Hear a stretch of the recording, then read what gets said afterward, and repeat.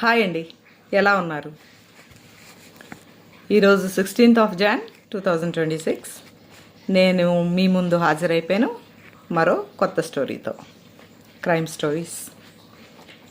So ఆలస్యం చేయకుండా మన స్టోరీలోకి వెళ్ళిపోదాం. ఈ స్టోరీ బెంగళూరుదండి. బెంగళూరులో జరిగిన ఒక సంఘటన. సో అది 31st July 2019 Bengaluru airport, Kempegowda airport, international airport అంటారండి, KIA. సో ఈ ఎయిర్పోర్టు వెనకాల ఒక సున్సాన్ ప్రదేశం ఉంటుందండి. అంటే రోడ్స్ గేట్స్ అన్నీ ఉంటాయి. జనాలు నార్మల్గా ఏంటంటే ట్రాఫిక్ని తప్పించుకోవాలంటే, బెంగళూరు ట్రాఫిక్ చాలా ఎక్కువ, తెలుసు కదా మీకు, ముంబై ట్రాఫిక్ లాగా ఉంటుంది.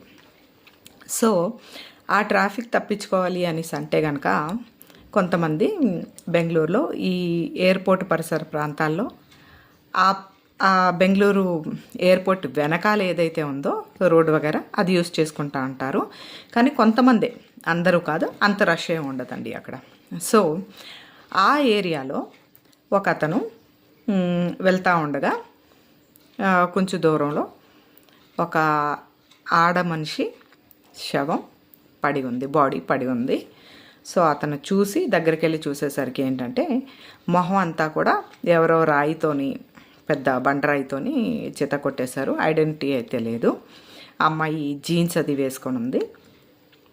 సో ఆ బాడీ చూసి ఆ దారంట నడిచి వెళ్ళే అతను చాలా కంగారు పడిపోయి తెల్లవారుజామునండి కంగారు పడి పోలీసుల కాళ్ళకి ఫోన్ చేస్తే పోలీసులు అందరూ వచ్చి అవన్నీ చూశారు. సో ఎవిడెన్స్ అండ్ ఆ చుట్టుపక్కల ప్రాంతాల్లో ఏవైతే ఉన్నాయో అన్నీ కలెక్ట్ చేసుకుంటారు కదా, దాన్ని బట్టి చూస్తే కనుక ఏమీ దొరకలేదు పోలీసులకి. అంటే లైక్ ఐడి కార్డ్ కానీ ఇంకేం కానీ ఏం దొరకలేదు. అమ్మాయి ఒంటి మీద ఉన్న ఒక జీన్స్, టీషర్ట్, ఆ అమ్మాయి చేతుకున్న వాచ్, ఇవే దొరికాయండి. సో అవి చూసుకొని ఫోటోలు అవి తీసుకొని బాడీని తరలించేశారు. అండ్ పోలీసులు ఇంకా రంగంలో దిగారు, ఏంటి ఎలాగ జరిగింది ఏంటి అని. కానీ ఈ స్టోరీ ఏదైతే నేను మీకు చెప్తున్నానో విచిత్రమైన టర్న్స్ తీసుకుంటుందండి. వింటూ ఉండండి స్టోరీని, ఓకే?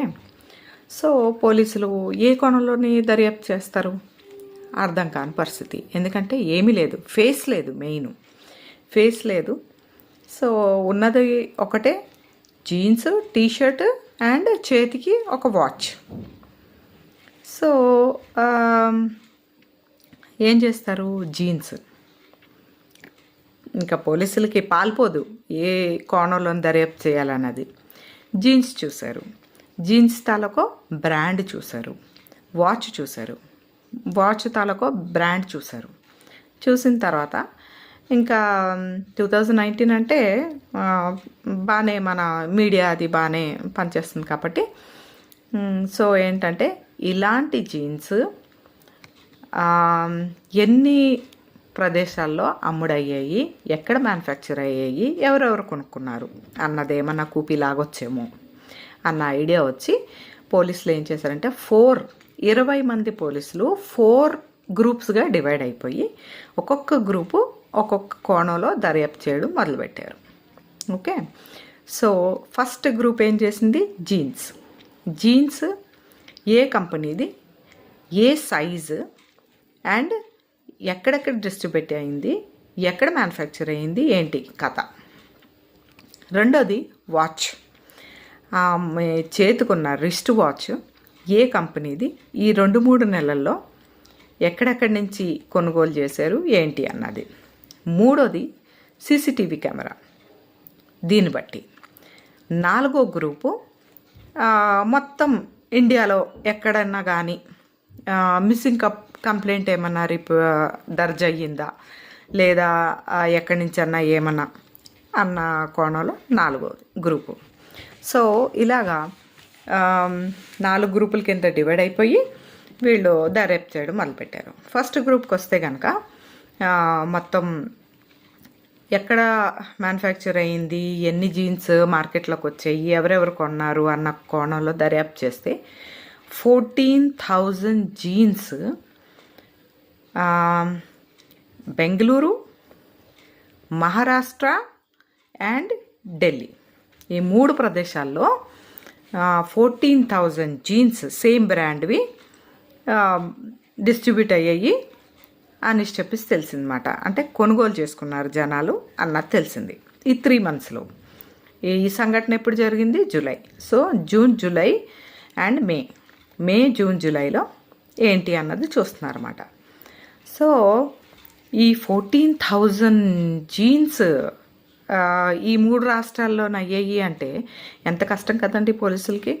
మనం అప్పుడప్పుడు పోలీసులను తిట్టుకుంటూ ఉంటాము, కానీ కొన్ని కేసెస్లో కొన్ని టైమ్స్లో మాత్రం వాళ్ళు పెట్టే ఎఫర్ట్, వాళ్ళు పడ్డ కష్టం మాత్రం హ్యాట్స్ ఆఫ్ అండి. ఓకే, ఈ 14,000లోంచి మళ్ళీ స్క్రూటనైజ్ చేసి ఆ అమ్మాయి వేసుకున్న జీన్స్ సైజ్ ఏంటి, ఆ సైజుని స్క్రూటనైజ్ చేస్తే 14,000లోని 800 వచ్చాయి. సో ఇప్పుడు కొంచెం పని తేలికైంది.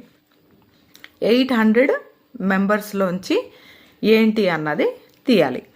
సో పోలీసులు ఏం చేశారంటే, ఈ గ్రూప్ వాళ్ళు, నెంబర్ 1 గ్రూప్ వాళ్ళు ఏం చేశారంటే, ఈ 800 ఎవరెవరైతే కొన్నారో, ఎక్కడి నుంచి కొన్నారో అన్నీ వాళ్ళు మొత్తం లిస్ట్ అంతా తయారు చేసి ఒక వాట్సాప్ గ్రూప్ తయారు చేశారు. వాళ్ళందరినీ కలుపుతూ వాట్సాప్ గ్రూప్ తయారు చేసి దాంట్లో నుంచి ఎంక్వైరీ స్టార్ట్ చేశారు. అంటే మెసేజెస్ పెట్టడం స్టార్ట్ చేశారన్నమాట. ఈ జీన్స్ మీ పేరేంటి, ఈ జీన్స్ ఎక్కడ కొన్నారు మీరు, ఏంటి, మీరెవరు అన్న టైప్లో. సో అందులో కొన్ని ఫోన్స్ స్విచ్ ఆఫ్, కొన్ని ఫోన్స్ నాట్ రెస్పాండింగ్ ఇలాంటివి ఉన్నాయి. కష్టపడ్డారు. రెండో గ్రూపు వాచ్ కూడా సేమ్ పద్ధతిలో ఎన్ని వాచెస్ మ్యానుఫ్యాక్చర్ అయ్యి, ఎన్ని వాచెస్ దీంట్లోకి మార్కెట్లోకి వచ్చాయి, సో ఎన్ని వాచెస్ ఎంతమంది కొనుక్కున్నారు, ఇలాగమాట.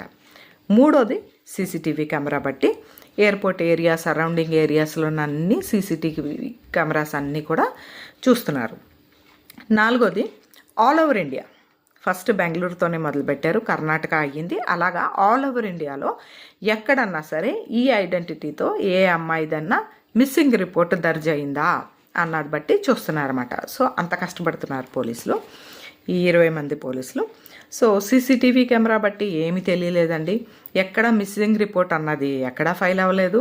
ఏ అమ్మాయిది అంటే ఆ ఏజ్ గ్రూప్ కానీ ఆ హోలియాతో ఉన్నది కానీ ఎక్కడ ఇది అవ్వలేదు. సో వాచ్లు చూస్తున్నారు, 1 yearలో 1400 సేల్స్ అయినాయి. సో దాన్ని కూడా ఏం చేశారంటే ఒక వాట్సాప్ గ్రూప్ తయారు చేసి దాంట్లో కూడా వాచ్ బట్టి కూడా వెతకడం మొదలుపెట్టారు. అండ్ ఈ 800 జీన్స్ కొనుగోలు ఎవరైతే ఆ అమ్మాయి సైజ్ ఇచ్చేస్తారో దాన్ని బట్టి కూడా చూశారు. సో ఈ లోపు ఏమైందంటే, మనం ఎక్కడో ఏదో తప్పు చేస్తున్నాం, ఏదో మిస్ అయింది అని చెప్పేసి బాడీ ఇంకా పోస్ట్మార్టం అవ్వలేదండి. సో పోలీసులు మళ్ళీ ఒకసారి బాడీని మళ్ళీ చూద్దామని చెప్పేసి వెళ్ళి చూస్తే కనుక ఆ అమ్మాయికి నెక్ కింద ఇక్కడ ఎస్ అన్న టాటూ ఉంది. సో ఎస్ అంటే ఆ అమ్మాయి పేరు ఎస్తో అవ్వచ్చేమో. మామూలుగా ఏంటంటే మనం ఎవరు అన్న టాటూస్ వేయించుకుంటే కనుక అయితే మన పేరు వేయించుకుంటాం, లేదా మనకి చాలా నియర్ అండ్ డియర్ అంటే వాళ్ళ పేరు వేయించుకుంటాం. సో ఈ ఎస్ అన్న టాటూ నుంచి కూడా మనం దర్యాప్తు చేద్దాము అన్న దీంట్లోకి వచ్చి ఇప్పుడు ఈ జీన్స్ ఏవైతే ఉన్నాయో దాంట్లోంచి ఎస్ అని పేరు ఎవరైనా ఉన్నారా, ఈ బిల్స్ ఏవైతే దొరికాయి దాంట్లోని ఎస్ అని పేరు ఎవరైనా ఉన్నారా, ఈ వాచ్లోంచి ఎస్ అని పేరు ఇలా కూడా స్టార్ట్ చేశారన్నమాట. ఈ లోపు ఏంటంటే ఒక చిన్న కథ చెప్పుకుందాం. ఒక దొంగ గారు, ఈ దొంగ పేరు కార్తిక్. ఓకే, ఈ కార్తిక్ గారు ఏంటంటే ఇక్కడ అక్కడ చిన్న చిన్న దొంగతనాలు చేస్తూ లాస్ట్ మంత్, అంటే ఇది జూలైలో జరిగింది కదా 2019లో, జూన్లో ఒక ఇంట్లో దొంగతనం చేసి ఆ దొంగ నగలు ఏవైతే ఉన్నాయో ఆ నగలన్నీ తీసుకెళ్ళి కోల్కతాలో అమ్మాడు. ఓకే, కోల్కతాలో అమ్మాడన్నమాట నగలు. సో ఈ దొంగ ఆ నగల అమ్మిన తర్వాత ఏదో ఒక్క తప్పటడిగేసి దొరికిపోతే ఇప్పుడు మన ఈ 20 మంది పోలీసులు ఉన్నారు కదండి, 20 మంది పోలీసులో ఒక 2 పోలీసులు ఈ కేసుని ఫాలోఅప్ చేస్తున్నారు, ఈ దొంగ గారి కేసుని, కార్తిక్ కేసుని. సో ఒకరోజు ఈ కార్తిక్ని ఏదైతే ఉందో ఏ షాప్లో నువ్వు అమ్మేవు ఏంటి అన్నది ఎంక్వైరీ చేయడానికి మన ట్రూప్లోంచి, అంటే ఈ 20 మందిలోంచి ఆ 2 పోలీసులు ఎవరైతే ఉన్నారో ఆ కార్తిక్ని పట్టుకొని కలకత్తా వెళ్తే అక్కడ ఆ షాప్ చూపించాడు వాడు, నేను ఇక్కడే అమ్మానని. అవన్నీ తీసుకున్నారు, నగలన్నీ కూడా మళ్ళీ జప్తు చేసుకున్నారు. దొంగ నగలు కొనకూడదు కదండి, సో అతని దగ్గర నుంచి ఆ నగలన్నీ తీసుకున్నారు, పట్టుకున్నారు. కానీ వీళ్ళ మైండ్ అంతా కూడా ఈ అమ్మాయి ఏదైతే హత్య చేయబడిందో ఆ కేసు గురించే ఉంది. ఆ కార్తిక్ అన్న దొంగ వాళ్ళతో ఉంటుండగానే వీళ్ళు ఇప్పుడు చూడండి, బెంగళూరు కర్ణాటక పోలీసులు వెస్ట్ బెంగాల్ కోల్కతా వెళ్ళారంటే అక్కడ పోలీస్ స్టేషన్లో కూడా వీళ్ళు రిపోర్ట్ చేయాల్సి ఉంటుంది. వాళ్ళ మద్దతుతోనే ఏ కేసు అయినా సాల్వ్ చేయాల్సి ఉంటుంది. సో అక్కడ పోలీసులు కూడా ఇన్వాల్వ్ అయ్యారు. ఇక్కడ మన కర్ణాటక పోలీసులు ఈ దొంగను పక్కన పెట్టుకొని మాట్లాడుకుంటున్నారు ఈ కేసు కోసం. సో అండ్ ఆ అమ్మాయి తాలూకు ఫోటోలు అన్నీ చూపించుకుంటున్నారు అన్నమాట. ఫేస్ అయితే లేదు ఆ అమ్మాయిది, కానీ మిగతా బాడీ ఫోటోలు అవి చూపించుకుంటున్నారు. 31 జూలై ఇలా మాట్లాడుకుంటున్నారమ్మ. మాట్లాడుకుంటుంటే అక్కడ కలకత్తా పోలీసుల్లో ఒక అతను తెలిసిన పోలీస్ ఆయన ఈ పోలీసులు చెప్తాడు, ఎప్పుడు డేట్ ఏంటన్నారు మీరు అనేసి చెప్పేసి, అంటే 31 జూలైని జరిగింది ఆ కేసు, అసలు ఇది అవ్వట్లేదు అనేసి. అంటే ఏజ్ ఎంత ఉంటుంది అమ్మాయిది అంటే ఇంత వాళ్ళిద్దరి మంది డిస్కషన్ అయింది. అంటే అదే 31 రోజు మాకు ఒక మిస్సింగ్ రిపోర్ట్ వచ్చింది అనేసి చెప్పేసి అంటాడు. అవునా, ఇక్కడి నుంచా మిస్సింగ్ రిపోర్ట్ అంటే, అవును మా పోలీస్ స్టేషన్కి ఒక మిస్సింగ్ రిపోర్ట్ వచ్చింది అనేసి. అంటే ఏంటి అంటే ఆ అమ్మాయి, ఒక అమ్మాయి పేరు పూజ. సో ఆ అమ్మాయి బెంగళూరు వెళ్ళింది. ఎప్పుడు వెళ్ళింది? 29th వెళ్ళింది. 31st రిటర్న్ రావాల్సింది, రాలేదు అనేసి మాకు కంప్లైంట్ వచ్చింది అంటారు. పూజనా? ఆ అమ్మాయి నెక్క మీదేమో ఎస్ ఉంది. ఓకే అవునా అనుకున్నారు.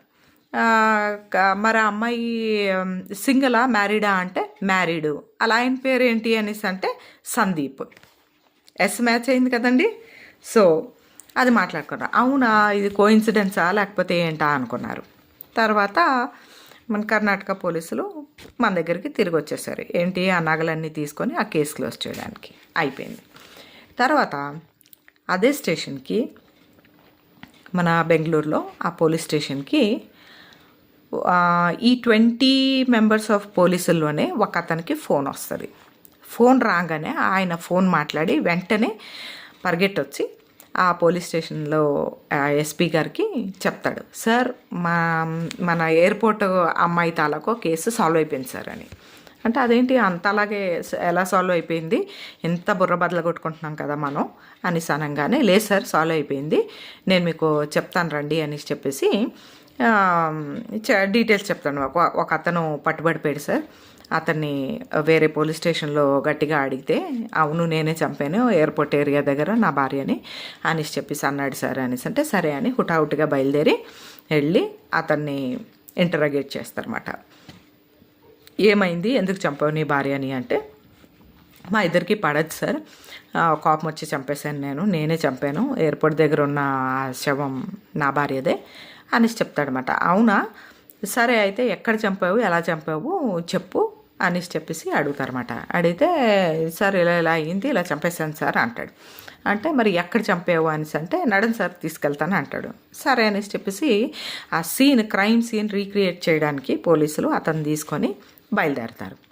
అయితే అతను సగం దూరం వరకు బాగానే వెళ్తాడు. ఆ తర్వాత సార్ రైట్ సార్ అంటాడు. రైటా, కానీ మనకి ఈ అమ్మాయి శవం దొరికింది లెఫ్ట్లో మాట, అంటే ఎయిర్పోర్ట్ వెనకాల. ఈ అబ్బాయి తీసుకెళ్ళేది ఎయిర్పోర్ట్ నుంచి కొంచెం దూరం. సో అదేంటి రైటా, కరెక్టేనా, కన్ఫర్మేనా అంటే, రైటే సార్, నాకు తెలుసు కదా నేను ఎక్కడ చంపానో అనేసి అని అంటే, అప్పుడు ఆ అబ్బాయి తీసుకెళ్ళిన దారి వేరే దారిలోకి తీసుకెళ్తాడు. చెప్పరా మరి ఏది శవం, ఏది ఎక్కడ చంపావు, ఏంటి స్పాట్ చెప్పంటే, సార్ చీకటిగా ఉంది తెల్లవారుజామున, కానీ నేను ఇక్కడే చంపాను, ఇక్కడే ఎక్కడో చంపాను సార్, నాకు అంతగా గుర్తులేదు, ఇక్కడే సార్ ఏరియా అయితే ఇదే అన్నాడు. నిజమా, కరెక్టా, నువ్వు షూరా అనేసి అడుగుతారు. అంటే అవును సార్ అంటాడు. మరి ఏదిరా అంటే, ఉండండి సార్ ఒక్క నిమిషంనే, అటు ఇటు కొంచెం ఆ తుప్పలు గిప్పలు అన్నీ వెతికేసరికి అక్కడ శవం ఉంటుంది ఇంకొక అమ్మాయిది. ఉంటే పోలీసులు ఆశ్చర్యపోతారు, ఇదేంటి రెండో శవం అనేసి చెప్పేసి. నేను చెప్పాను కదండి చిన్న చిన్న ట్విస్ట్లు ఉన్నాయి ఇందులో అనేసి చెప్పేసి. సో చూసేసరికి వేరే అమ్మాయి శవం. ఇదేంట్రా నాయన అనేసి అంటే, అవును సార్ ఇదే నా భార్య, నేనే దీన్ని చెప్పేశాను అంటారు. సరిపోయింది అనుకుంటారు పోలీసులు. ఒక కేసు కోసం ఇన్వెస్టిగేషన్ చేస్తే రెండో కేసు సాల్వ్ అయిపోయింది. సో ఆ కేసు అలా సాల్వ్ అయ్యింది. వీళ్ళకి తెలుసు పోలీసులకి స్పాట్ అది కాదు వేరే స్పాట్ అని, ఇది వేరే కేసు అది వేరే కేసు అనేసి చెప్పేసి మళ్ళీ మొదటికి వస్తారు. అమ్మయ్య సాల్వ్ అయిపోయింది అనుకున్న కేసు మళ్ళీ మొదటికి వస్తుంది. మళ్ళీ పోలీసులు ఈ జీన్స్ వాచ్ వీటి వెనకాలే పెడతారు. మళ్ళీ అలాగుంటుండగా ఏంటవుతుంది అనేసి అంటే, ఒకతను ఇప్పుడు మన 20 మెంబర్స్ పోలీసుల్లోని గ్రూప్స్లోని ఒకటి జీన్స్ మీద వాట్సాప్ గ్రూప్ క్రియేట్ అయింది, రెండోది వాచ్ మీద వాట్సాప్ గ్రూప్ క్రియేట్ అయింది కదా. ఈ వాచ్ తాలూకు వాట్సాప్ గ్రూప్లో ఒక అతను ఢిల్లీ నుంచి, అతని పేరు అలీ, ఈ ఢిల్లీ నుంచి అతను ఒక మెసేజ్ పంపిస్తాడు ఆ గ్రూప్కి. ఏమని అంటే, సార్ నేను లాస్ట్ మంత్ జూలై 26 to 30 మధ్యలో నా గర్ల్ ఫ్రెండ్కి ఈ వాచ్ గిఫ్ట్ ఇచ్చాను సార్ అని చెప్పేసి పంపిస్తాడనమాట. ఏంటి మెసేజ్ అంటే, ఆహా అవునా అనుకుంటారు పోలీసులు. మరి నీ గర్ల్ ఫ్రెండ్ పేరేంటి అంటే పూజ అని చెప్తాడు. పూజా డే, సేమ్ పూజా డే కోల్కత్తాలో.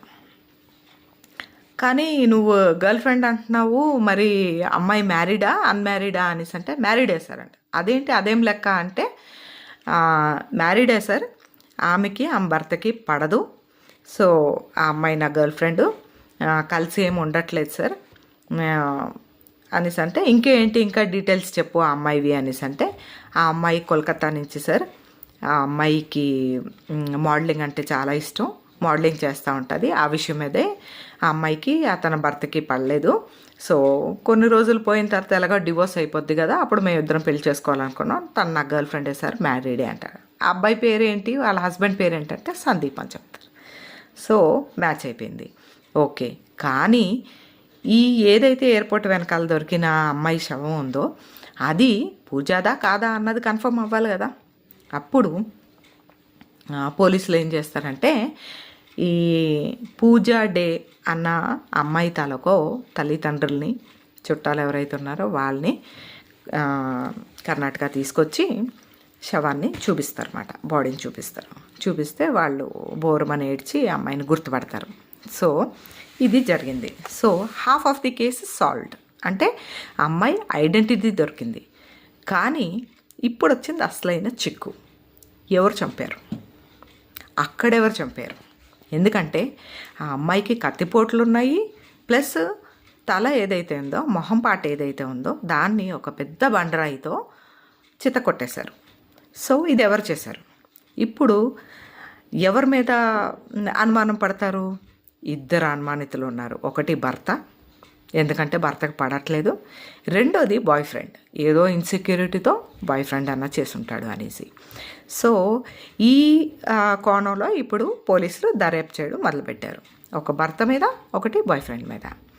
సో ఇలా చేస్తూ ఎలాగైతే ఆ అమ్మాయి ఐడెంటిటీ దొరికిసింది కదా, సో ఆ అమ్మాయి మొబైల్ తీసుకున్నారు, మిగతా అన్ని ఐడెంటిటీ కావాల్సిన ప్రూఫ్స్ అన్నీ తీసుకున్నారు. ఇప్పుడు పోలీసుల్లో చాలా కేసులు సాల్వ్ అయ్యాయి. దేని బట్టి అంటే మొబైల్ బట్టి. సో మొబైల్ కాల్ డేటా అవి ఇవి అన్నీ తీయడం మొదలుపెట్టారు ఆ అమ్మాయిది.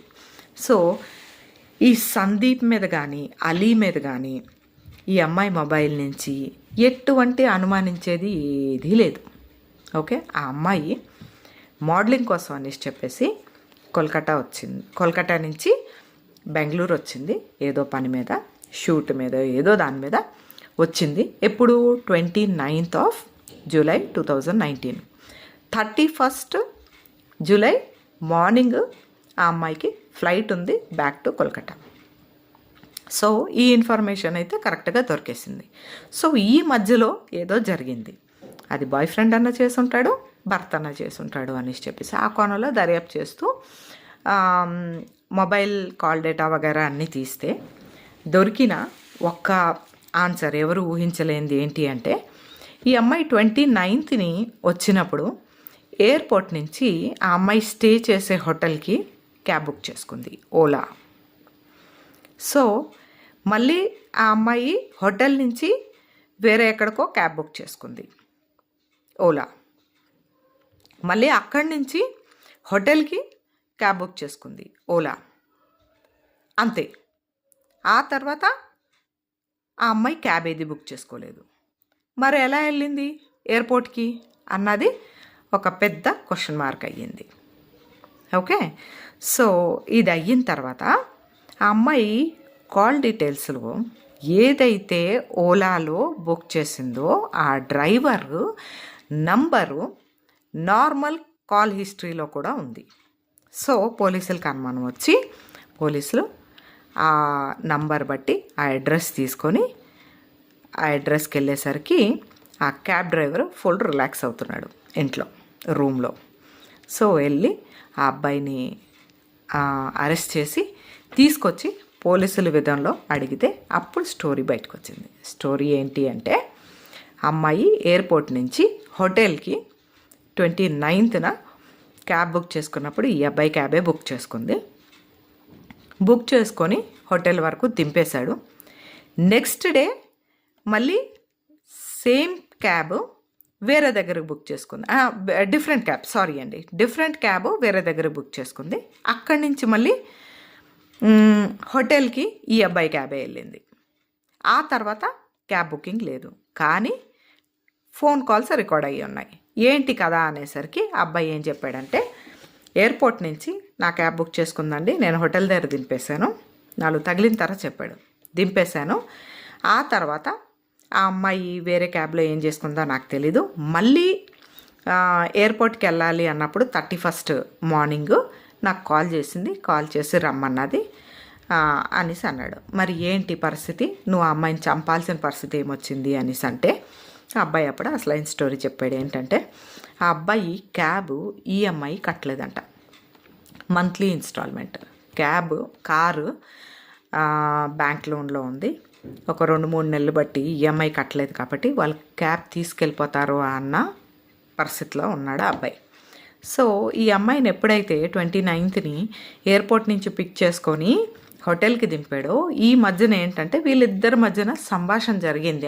ఏంటి అది మేడం ఎక్కడి నుంచి వచ్చారు అది అన్ని మాటల్లోని మాట్లాడుకున్నప్పుడు ఈ అబ్బాయికి ఐడియా వచ్చేసింది డబ్బులు ఎక్కడి నుంచి తేవాలి అన్నది. ఎందుకంటే క్యాబ్ ఎంత వేసినా కానీ రోజంతా కష్టపడితే ఒక 4-5 వేలు రావు.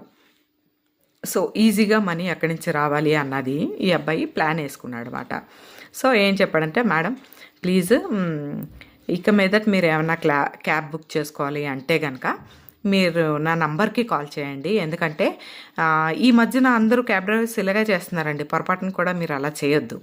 ఏంటంటే క్యాన్సిల్ చేసేసేయండి, క్యాన్సిల్ చేసి నాకు ఎంత అమౌంట్ అవుతుంది అన్నది ఇచ్చేసేయండి, లేదంటే నేను ఓలాకి ఇంత కట్టాల్సి ఉంటుంది అది ఇది అనేసి చెప్పేసరికి మనందరం కూడా చాలాసార్లు పొరపాటే చేస్తాము. సో ఆ అబ్బాయి ఫస్ట్ టైం తీసుకొచ్చినప్పుడు మాత్రం క్యాబ్ బుక్ చేసుకునే తీసుకొచ్చాడు. ఆ తర్వాత ఆ అమ్మాయికి ఏం చెప్పాడంటే, నా నంబర్ ఇది పెట్టుకోండి, మీకు ఎక్కడికైనా వెళ్ళాలంటే కనుక నాకు ఫోన్ చేయండి అనేసి చెప్పాడనమాట. ఈ అమ్మాయి 31st రోజు మార్నింగ్ 5:30కి వెళ్ళాలన్నప్పుడు క్యాబ్ బుక్ చేయకుండా అబ్బాయికి ఫోన్ చేసింది. ఫోన్ చేస్తే అబ్బాయి వచ్చాడు క్యాబ్ దగ్గరికి. వచ్చి క్యాబ్ ఆ అమ్మాయి ఎక్కిన తర్వాత 5:30 మార్నింగ్ కొంచెం నిద్ర వస్తూ ఉంటుంది కదా, నిద్రపోయేసరికి ఈ అబ్బాయి ఎయిర్పోర్ట్ ముందు నుంచి కాకుండా వెనక నుంచి సున్సాన్గా ఉంటుంది కదా, ఆ వెనక నుంచి తీసుకెళ్ళి అక్కడ ఆపేసి ఆ అమ్మాయి కళ్ళు తెరిచేసరికి ఆ అమ్మాయిని బెదిరించాడు. ఆ క్యాబ్లో ఒక రాడ్ ఉంది, ఆ రాడ్ చూపించి బెదిరించాడు. ఏంటంటే, నీ దగ్గర ఉన్న డబ్బులు గిబ్బులు నగలు ఏవేవి ఉన్నాయో అన్నీ ఇచ్చేసాయి నాకు అనేసి చెప్పేసి బెదిరించాడు. కొంచెం 2019 కేసు కదండి, కొంచెం అమ్మాయిలు కొంచెం ధైర్యంగా ఉన్నారు. ఆ ధైర్యంతో ఆ అమ్మాయి తిరగబడి కార్ డోర్ తీసుకొని కింద దిగిపోయి పారిపోతుంటే ఆ రాడ్ ఇచ్చి తల మీద వేస్తే కింద పడిపోయింది. కింద పడిపోయేసరికి ఆ అమ్మాయి తలకు పర్సు, చైను గీను ఏవేవి ఉన్నాయో అన్నీ తీసేసుకున్నాడు, డబ్బులు గిబ్బులు అన్నీ తీసేసుకున్నాడు. తీసేసుకొని ఏటీఎం కార్డు కూడా తీసుకున్నాడు. ఇవన్నీ అయిన తర్వాత ఐడెంటిటీ తెలియకూడదు, అప్పటికి కూడా ఆ అమ్మాయి కొంచెం గింజుకుంటుందంట. అప్పుడు ఐడెంటిటీ తెలియకూడదు అన్న దీన్ని బట్టి ఏం చేశాడంటే పక్కనే ఒక బండరాయి ఉంటే కనుక అది తీసి ఆ అమ్మాయి తల మీద వేసాడు. అది జరిగింది. సో ఒక 10 రోజులు అయ్యేసరికి రిలాక్స్ అయిపోయాడనమాట. ఎవరికి తెలియలేదులే, ఏదో అయిపోయి ఉంటుంది అని చెప్పేసి దొరికేశాడు అయ్యా. తీసుకెళ్ళి లోపల పడేశారు ఆయన్ని. సో అది జరిగింది. అండ్ ఆ అమ్మాయి బాడీని తల్లిదండ్రికి వాళ్ళకి అప్పచెప్పేశారు. సో ఇప్పుడు భర్త మీద అనుమానం లేదు, ఆ బాయ్ ఫ్రెండ్ మీద అనుమానం లేదు. కానీ ఆ అమ్మాయి చేసిన చిన్న పొరపాటు వలన ప్రాణాలు కోల్పోవాల్సి వచ్చింది. అందుకే ఎప్పుడైనా సరే క్యాబ్స్ ఎక్కినప్పుడు కానీ వేరే ట్రాన్స్పోర్ట్ తీసుకున్నప్పుడు కానీ దయచేసి వాళ్ళతో మాట్లాడకండి అంటే ఎంతవరకు మాట్లాడాలో అంతవరకే మాట్లాడాలి తప్ప మన డీటెయిల్స్ వాళ్ళకి ఇవ్వడం కానీ వాళ్ళ డీటెయిల్స్ మన అడిగి కనుక్కోవడం కానీ. ఎందుకంటే ఈ క్యాబ్ డ్రైవర్కి ఒక ఆశ పుట్టింది, బాగుంది అమ్మాయి, మోడలింగ్ అంటుంది, బోల్డ్ డబ్బు ఉంటుంది, సో నా ప్రాబ్లమ్స్ క్లియర్ అయిపోతాయి. యాక్చువల్లీ చంపాలనుకున్నాడో లేదో మనకు తెలీదు, కానీ జరిగింది ఇది. సో ఇది సంగతి. ఆ అబ్బాయి అయితే జైల్లో ఉన్నాడు. సో ఈ వేల్ట కథ ఏంటే మీకు నచ్చినట్లయితే కనుక లైక్ కొట్టండి, షేర్ కొట్టండి, సబ్స్క్రైబ్ చేసుకోండి నా ఛానల్ని. మీరు జాగ్రత్త, మీ పిల్లల జాగ్రత్త, మీ కుటుంబం జాగ్రత్త. రేపు మళ్ళీ ఒక కొత్త స్టోరీతో మీ ముందు హాజరైపోతాను. అప్పటి వరకు బాయ్.